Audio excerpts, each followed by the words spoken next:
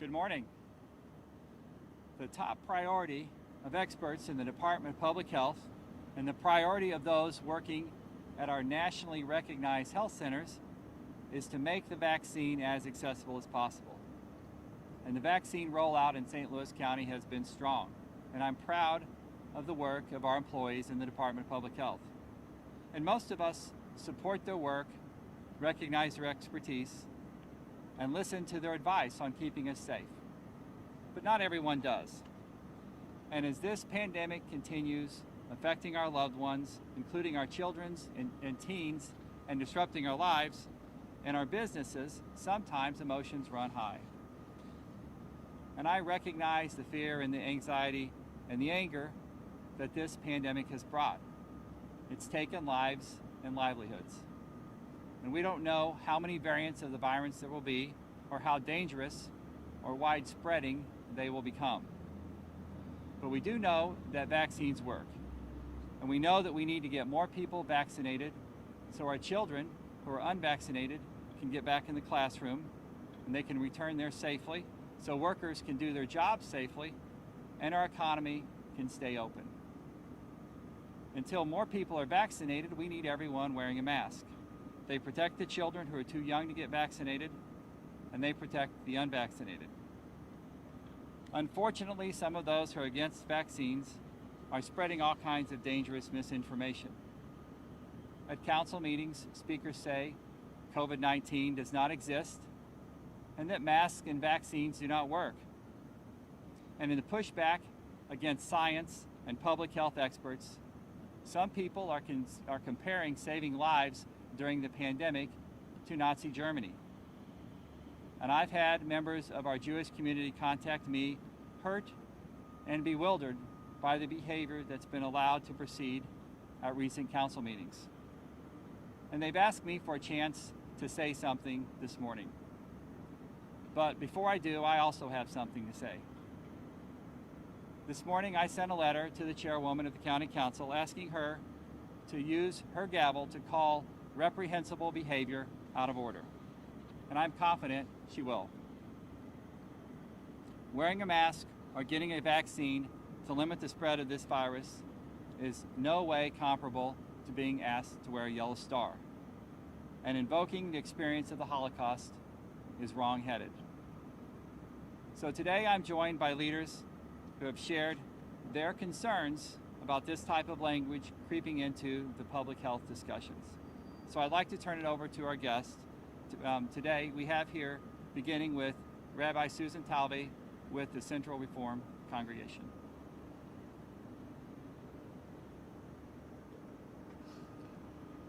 Thank you so much, Dr. Page. My name is Susan Talby, and I am a rabbi who has served this community for 40 years.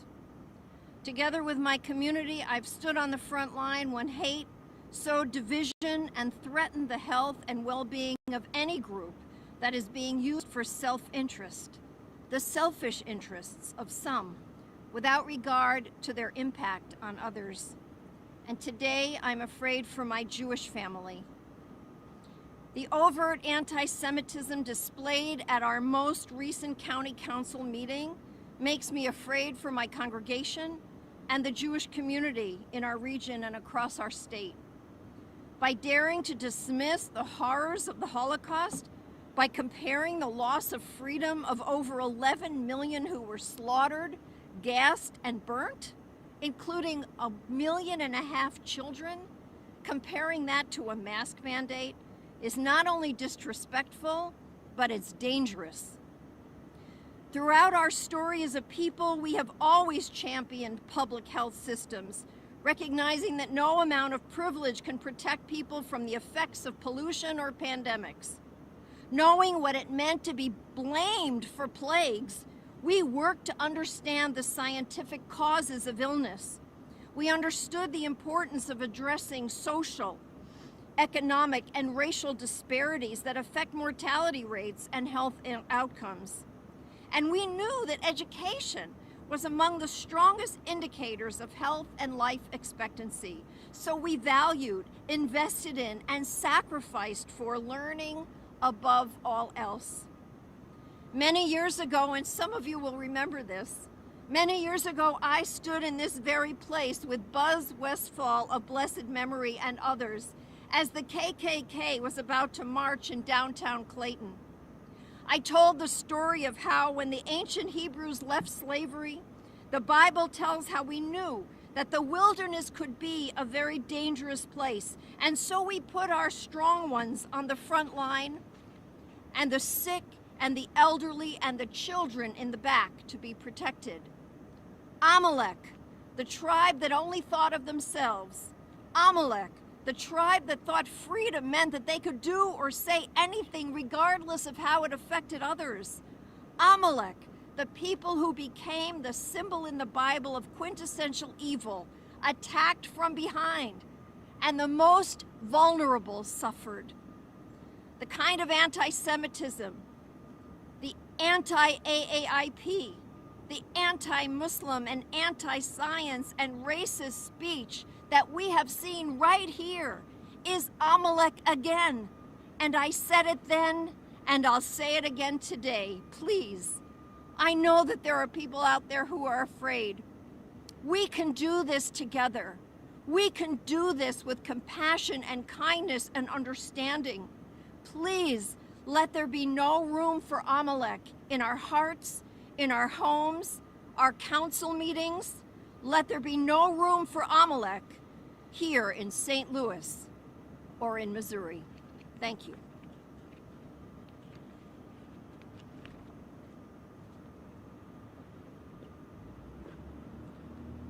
Thank you. Our next speaker is the Honorable Stacey Newman, the Executive Director of Progress Women.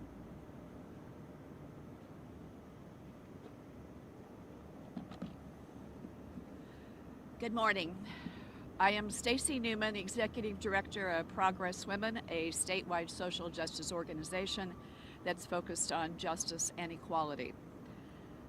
I listened to the St. Louis Council meeting last week, at which I did not feel safe to attend in person, and this was the council meeting regarding the new proposed mask ordinance. As a Jewish female in our community, I was appalled at the anti-Semitism and the hate that was allowed via the public commentary. It was not just appalling to me, but it was offensive to our entire St. Louis Jewish community, which is 95% of Missouri's Jewish population. We actually are 28th in the country in size. And many of our community are first, second, and third generation Holocaust survivors. Many members, including my family, were Holocaust survivors, most specifically my father-in-law. But many of our family members did not survive the Holocaust.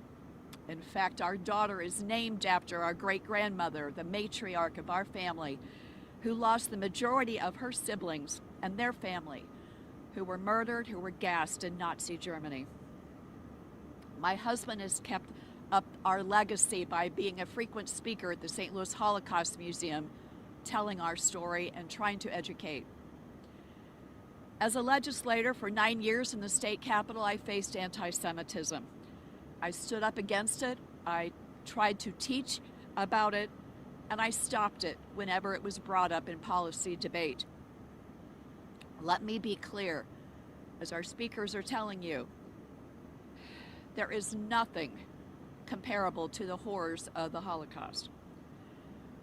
Masks are advised by our medical community, by our public health officials, to keep us safe from a pandemic. They are in no way comparable to murders. I was appalled because nothing was stopped. None of the hate speech was gavelled down during Tuesday night's meeting. Nothing was done to cut off the anti-Semitism or to even say it was out of order. There is no place for any type of anti-Semitic analogies in St. Louis County. And there's no place for the increasing anti-Semitism throughout our state. As some of us saw last week in the Springfield City Council, 15 members showed up, or 15 members of the public showed up wearing large yellow stars. they were protesting just a resolution, a non-binding resolution about a vaccine.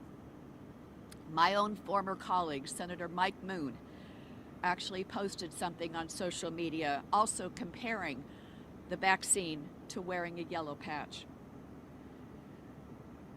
There's a quote from the Kansas City Star editorial last week that spoke to me. And they said, the disgusting comparison of life-saving COVID-19 public health measures to the murder of 6 million Jews, or as Rabbi Talby's mentioned, 11 million, is now a regular feature of these mad protests around the state, around the country. And it's time for us to take such displays for what they actually are, the mark of a hate group. So as the executive director of Progress Women, we insist that the St. Louis Council, along with Chair Rita Days, apologize to the Jewish community and we demand that you all cut off and refuse to allow any further hate speech in public commentary in future meetings. The county council meetings is not a forum for unrestricted hate. There can be no more hate-filled conspiracy theories targeting our medical and public health communities. COVID is the evil, which kills and harms, nothing else. Protecting lives against the pandemic, protecting our kids, our vulnerable adults, this must be our first priority. So I want to reiterate, there is no place for hate speech. There is no place for anti-Semitism in our St. Louis County, in the council chambers, or anywhere in our community. Thank you.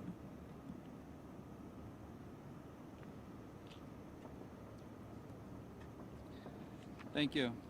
Our next speaker is Rory Pickerness, the Executive Director of the Jewish Community Relations Council.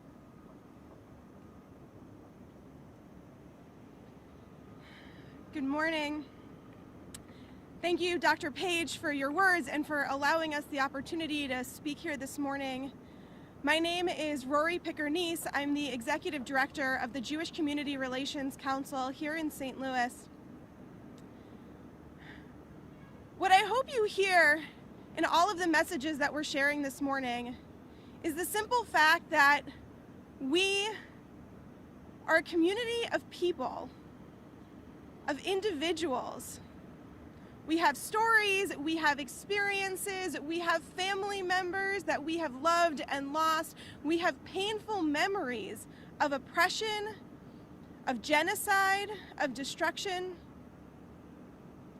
And we are not political tools in the debate about COVID health. I understand that there are those who feel strongly that their way of life is being threatened right now, and frankly, all of our ways of life are being threatened, but not by one another, but by a disease that we are all trying to work together to fight. And in the midst of fighting together to keep one another safe, we are endangering one another because we are allowing division and hate to take hold. There is rhetoric that is minimizing the atrocities against the Jewish community to try to make a political point. There is rhetoric that has been against our Asian American community, against our Muslim community, against so many of the marginalized communities within our region who are not tools in this political debate. And we must recognize that when we use individuals as tools of rhetoric to make a political point, rather than advancing that political goal, who is hurt the most are those individuals who stand on the margins. Those whose voices have been silenced, those whose stories have been collapsed, all in the name of some broader point. It is dangerous for our community because when we forget our stories, we allow those stories to repeat themselves. We're proud as a Jewish community to be deeply invested in education against hate crimes, education about the story of the Holocaust, education that recognizes that dangerous to any of us can be dangerous to all of us. And we know that we cannot come through all of this as a region if we do not come through it together. And so we ask not only that the county council stop any speech that marginalizes any group of people, that acknowledges when speech crosses over the line into dangerous territory, but we ask that every person in this region recognize that we all have a role to play in making our region stronger. And that includes fighting against a deadly pandemic. It includes combating hate speech against any group of people or any individual. And it includes standing together for all of us. So we ask that everybody recognize that this is only something that we can fight together, all of these battles that face us, because we believe at the core that we can be stronger when we're together. Thank you.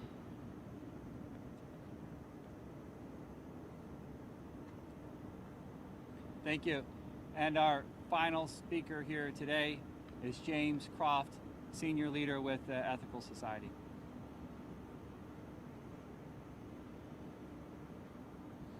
Thank you, Dr. Page. I'm James Croft, and I'm honored to stand today in solidarity with the Jewish community of St. Louis. My grandfather, Captain Fred Croft, fought the fascists in World War II. He was a gunner with the Royal Artillery, a legendary shot, and while he was fighting on the North African front in Libya, he was captured and sent to a prisoner of war camp. The treatment of prisoners of war in World War II tended to be much better than that of those the Nazis sent to concentration camps, but they too had their systems for cataloging and categorizing captives, including badges that they sewed to the prisoners' uniforms to dictate their status. My grandfather was not Jewish, so he escaped the Yellow Star.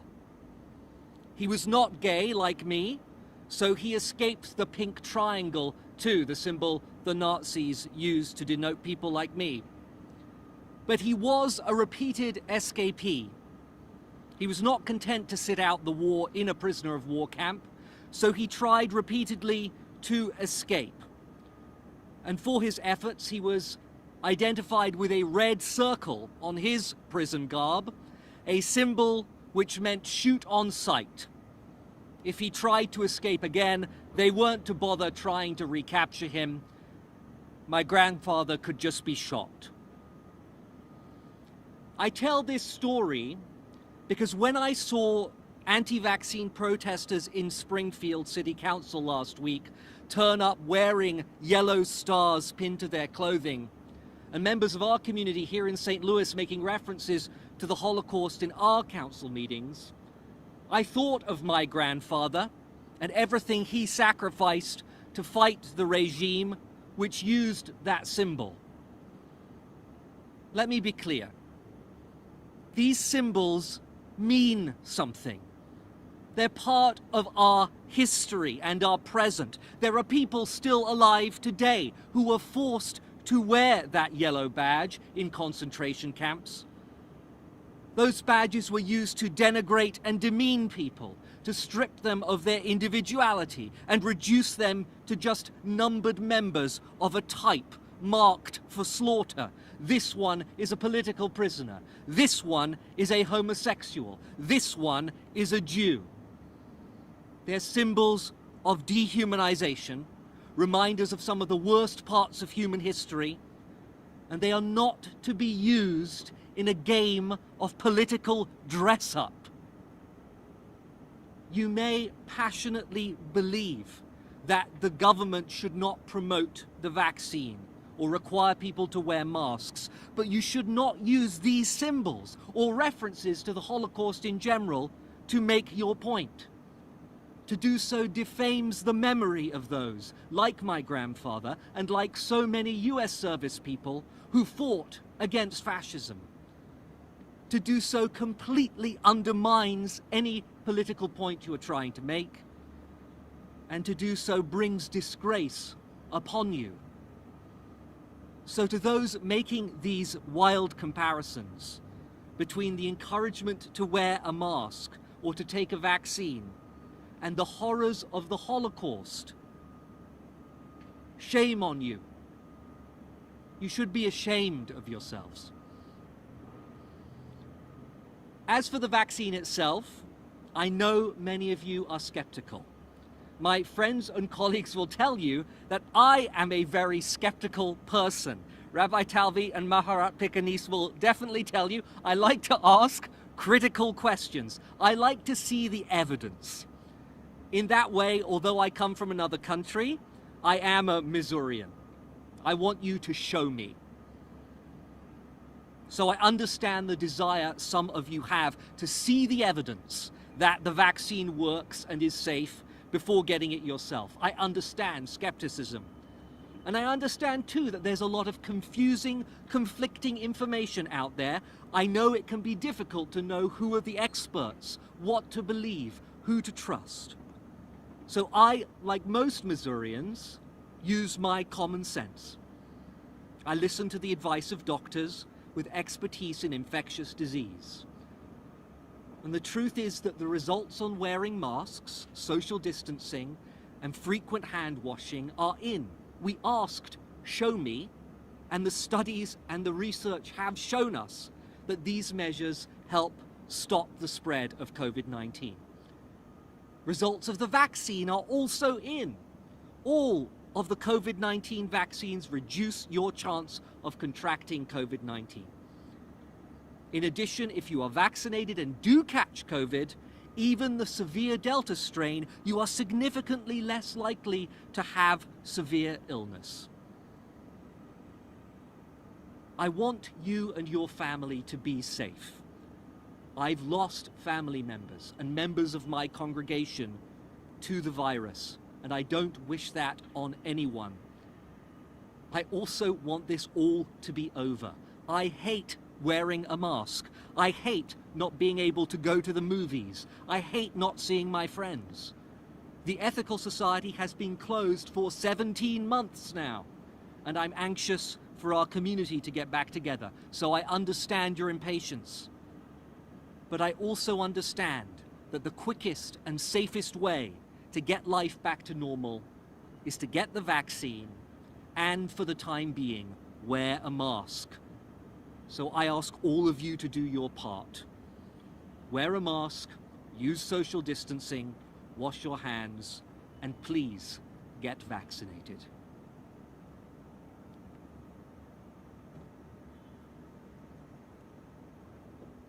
Thank you. And we'd be glad to answer any questions. Yes.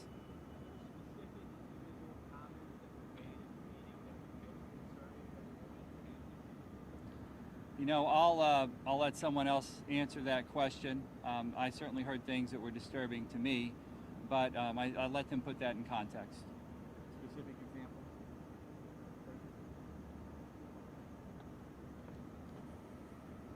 I'll do my best to answer you.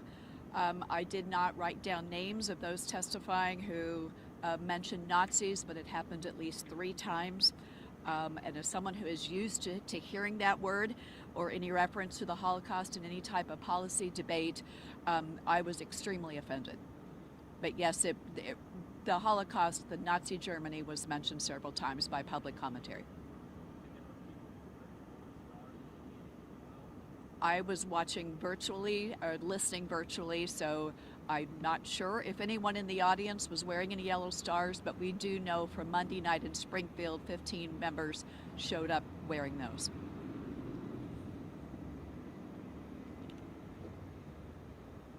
Any other questions? Doug? Okay, thank you.